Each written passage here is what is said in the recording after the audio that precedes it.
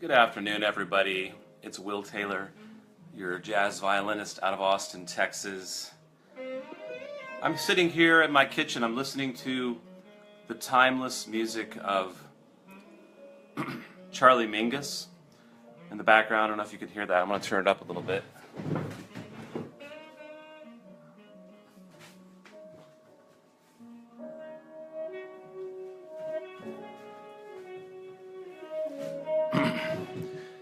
And for those of you that are just tuning in, there's a little donation button below for Swan Songs of Austin, which is an organization that helps people in the last days of their life with musical wishes, live musicians. And the topic of this talk, or this rant, is about how machines are taking over music and the sadness about that. I'm going to turn that music down because it's hard for me to concentrate.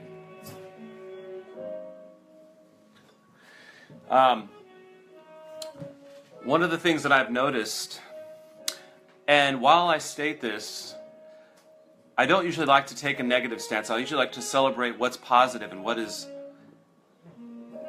exciting and positive in our lives, and I don't like to go down to this negative spiral. So I'm just trying something different here. And I'd really like your feedback on this.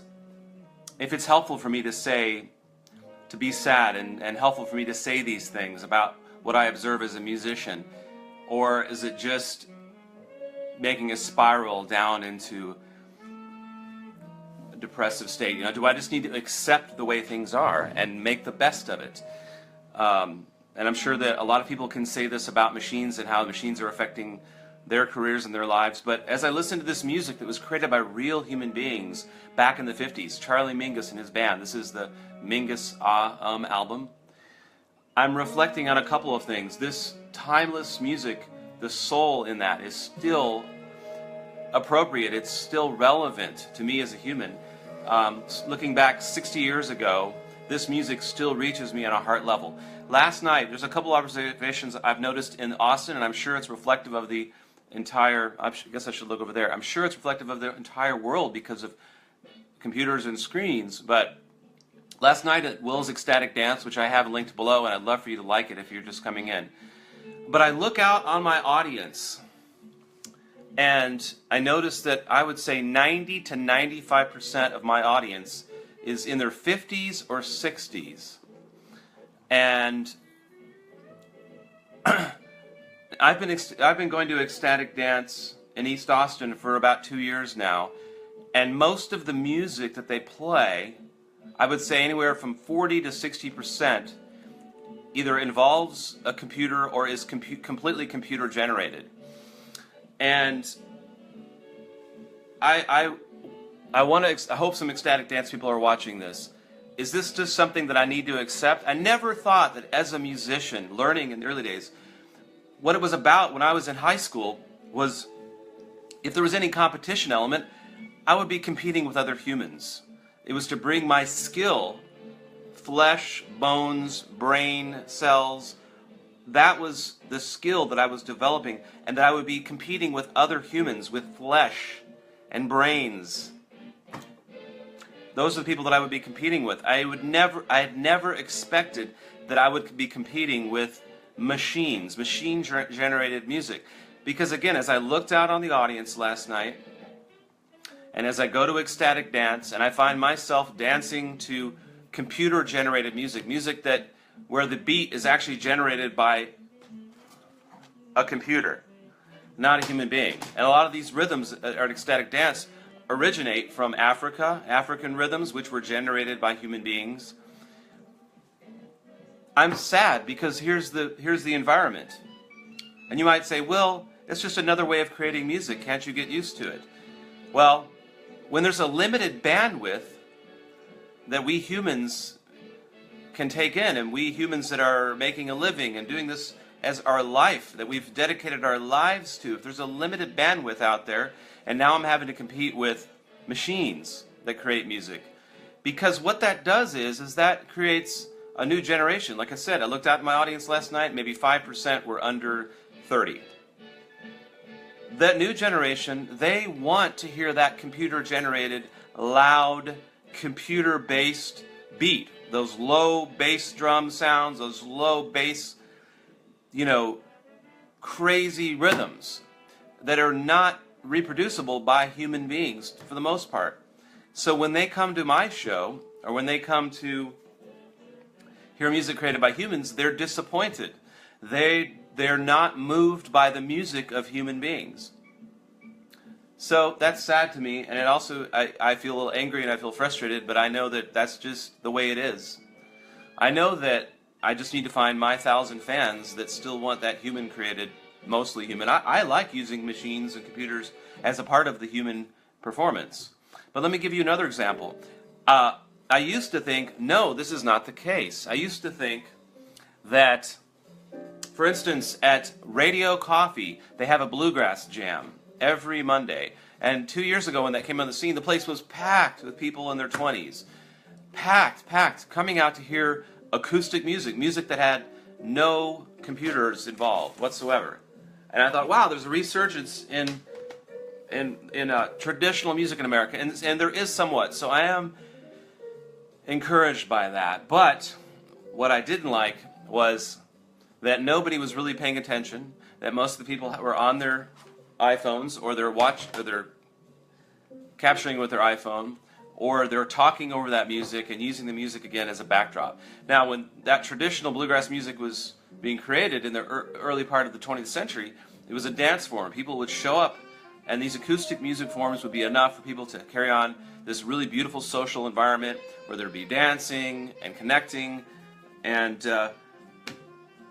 so I'm listening to music in the background, a groove that's created by actual human beings. And do I want to pour my energy and soul into creating music that is human-based? Some people would say, well, you need to adapt and start using computers. To know that my future audience, the audience that's in their 20s and 30s, a large portion of that audience is going to be disappointed, is not going to connect with my music because it's human-generated and because it doesn't have a heavy, electronic, compressed, loud, busy sound. So where do I go with that?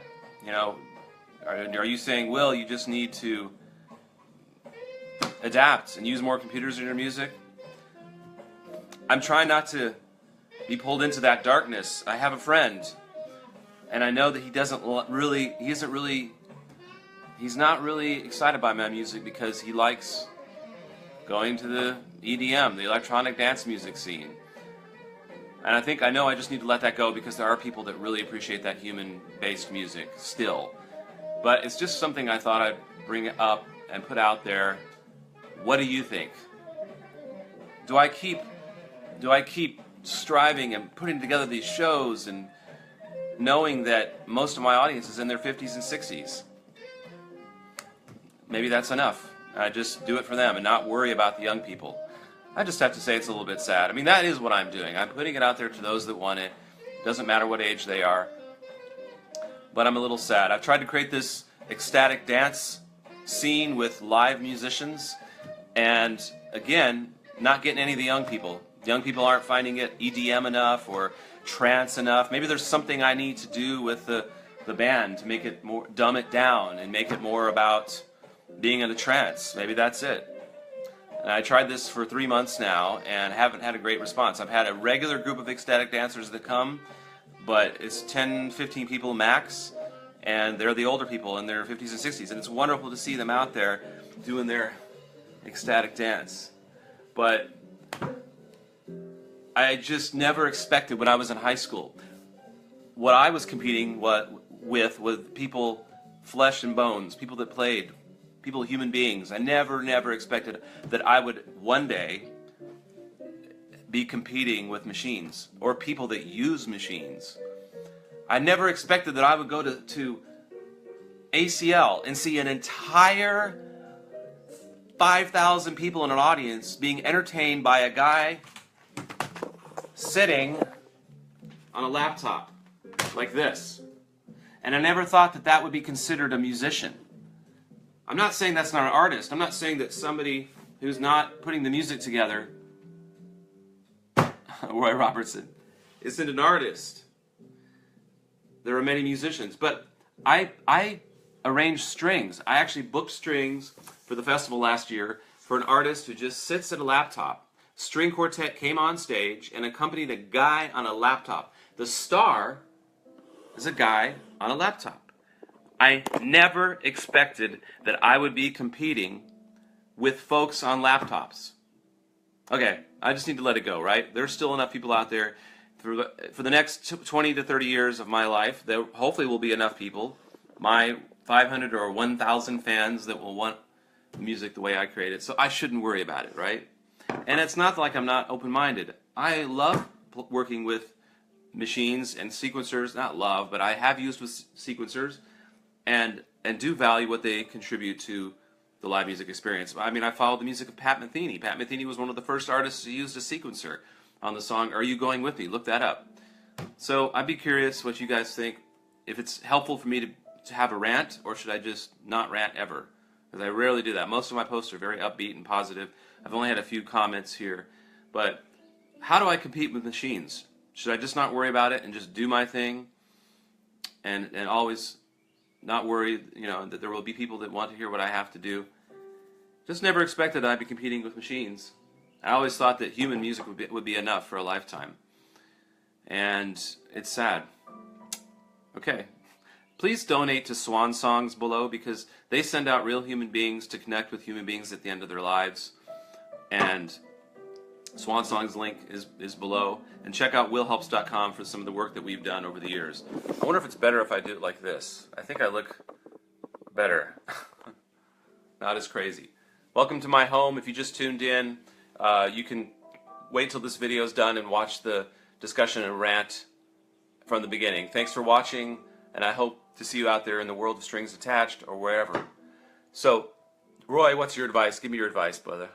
All right, talk to you later.